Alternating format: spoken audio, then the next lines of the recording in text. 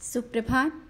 बाबा कहते हैं, मेरे प्यारे बच्चे, मैं जानता हूँ तुम किसी के लिए बहुत कुछ करना चाहते हो और उसकी परेशानी को देखकर परेशान भी हो, लेकिन कुछ आर्थिक स्थिति तुम्हारी ना सही होने के कारण अभी तुम कर नहीं पा रहे हो। और जो ये तुम्हारे मन में भाव आ रहे हैं कि तुम्हें अगर काश तुम्हारे पास होता तुम उसकी मदद कर सकते, लेकिन दूसरा कोई वो नहीं समझ पा रहा है कि तुम उसके लिए बहुत कुछ सोच रहे हो, बहुत कुछ करना चाहते हो, लेकिन मैं देख रहा हूँ तुम सबके लिए करने के लिए सोचते हो और सोचते हो कि किसी तरह से उसकी मदद की जा सके, लेकिन समय अभी तुम्हारे अनुकूल नहीं चल रहा है। लेकिन ये परेशान मत होना कि समय अनुकूल नहीं है और तुम किसी के लिए कर नहीं पा रहे हो। तुम उसके लिए दुआएं तो कर सकते हो ना, और दुआएं करते भी हो। जो दुआएं तुम उसके लिए कर रहे हो ना, उसके लिए काफ़ी है, क्योंकि तुम्हारे द्वारा की गई हर एक दुआ मैं कबूल करता हूँ। तुम क्यों परेशान होते हो? आवश्यक नहीं कि आर्थिक रूप से ही तुम उसकी सहायता करो तभी उसकी सहायता होगी। तुम जिस तरह से उसके लिए दुआएं कर रहे हो ना, आर्थिक सहायता से भी बहुत बड़ी सहायता तुम कर रहे हो। क्यों निराश होते हो? निराश मत हो। जैसा तुमने उसके लिए बोला है ना मुझसे, मैंने स्वीकार कर लिया, और तुम्हारा जो तुमने मेरे सामने बोला ना, तुम्हारे कहे हुए वो शब्द मैंने स्वीकार किए, तुम्हारी अर्जी स्वीकार की, और उसके लिए जैसा तुम सोच रहे हो सब तरह से रास्ता दिखा दूंगा, और जहाँ तक उसे पहुँचाना मैं पहुँचा दूंगा। आर्थिक रूप से अगर तुम उसकी मदद करना चाहते हो वो भी इंतजाम हो जाएगा। तुमने दुआएं की है ना उसके लिए, तो कहाँ से कैसे होगा तुम निश्चिंत रहो, परेशान मत हो। हर एक सदस्य जो तुमसे जुड़ा है या तुम जिसे चाहते हो कि वो आगे बढ़े और कुछ कर पाए, तुम उसके लिए हर वक्त तुम मुझसे मांगते रहते हो। मैं देखता हूँ, तुम निश्चिंत रहो और अपने कर्म करो। और हाँ, घर में अगर मेहमान आ रहे हैं तो ये मत सोचो कि कैसे होगा, क्या होगा और इंतज़ाम हो पाएगा या नहीं। बच्चे, सब इंतज़ाम हो जाएगा। जहाँ पर मैं हूँ वहाँ पर क्या कोई ऐसे खाली जा सकता है, या तुम्हारी किसी प्रकार की बेइज्जती हो सकती है? ऐसा मन से विचार निकाल दो।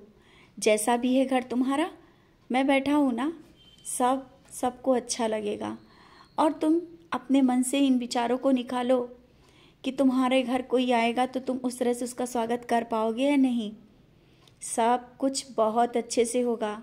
याद रखना, कोई भी आए खुले दिल से उसका स्वागत करो। और कहते ना, भगवान किस रूप में घर आ जाए पता ही नहीं चलेगा, तो मेहमान भगवान का रूप है। ये मत मना करना कि नहीं बाहर मिलने, कोई ज़रूरत नहीं है बाहर मिलने की। तुम्हारा घर है ना, हो सकता है किसी बहाने वो मुझसे भी मिलने आ रहा हो, और वो आए तो उसका स्वागत करो। मेहमान आए तो मना मत किया करो, क्योंकि मैं देख रहा हूँ कुछ दिनों से तुम्हारे मन में चल रहा है कि बाहर ही मिल लें या उसके घर चले जाएं, लेकिन वो व्यक्ति तुम्हारे घर आना चाहता है। आने दो, रोको नहीं। ये सब चीज़ें जो तुम्हारे मन में चल रही हैं निकाल दो। घर की ये मत सोचो कि तुम्हारा घर उससे सही नहीं है। तुम्हारा घर मंदिर है, मैं विराजित हूँ, और जहाँ पर मैं विराजित हूँ वो घर छोटा कैसे हो सकता है?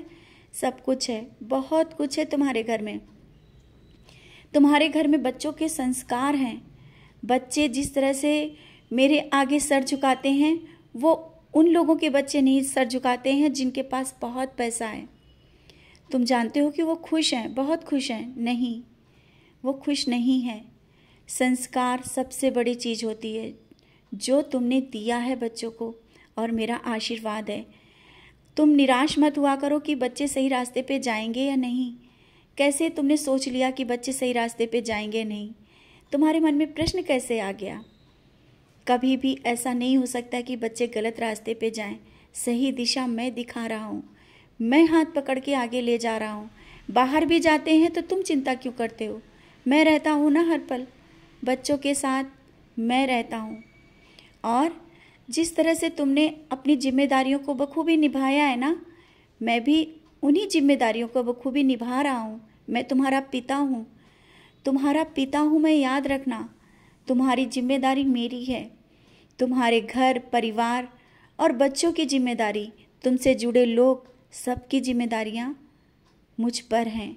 तो तुम निश्चिंत रहो। और अगर कोई चीज़ नहीं मिल रही है तो वो भी निश्चिंत रहो, मिल जाएगी। कब और कैसे कहाँ मिलेगी सब समय पर सही हो जाएगा। क्योंकि छोटी छोटी चीज़ें लेकर के तुम पूजा में भी बैठते हो, लेकिन तुम्हारा ध्यान कहीं और चला जाता है। कहाँ ध्यान चला जाता है? ध्यान मेरी ओर देखो ना, मेरी नज़रों में देखो, अपने आप तुम्हारा ध्यान लगने लगेगा। और अगर एक दिन नहीं लगा है तो दूसरे दिन लगने लगेगा। लेकिन थोड़ी देर मेरे पास बैठा करो।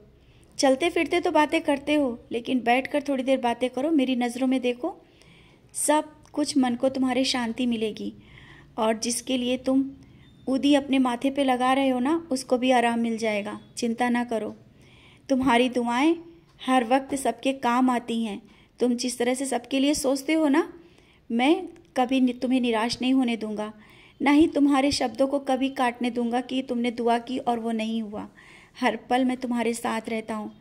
मैंने कहा ना, तुम कहीं जाओ, कहीं बैठो, कुछ भी बात करो, मैं हर पल तुम्हारे साथ रहता हूँ।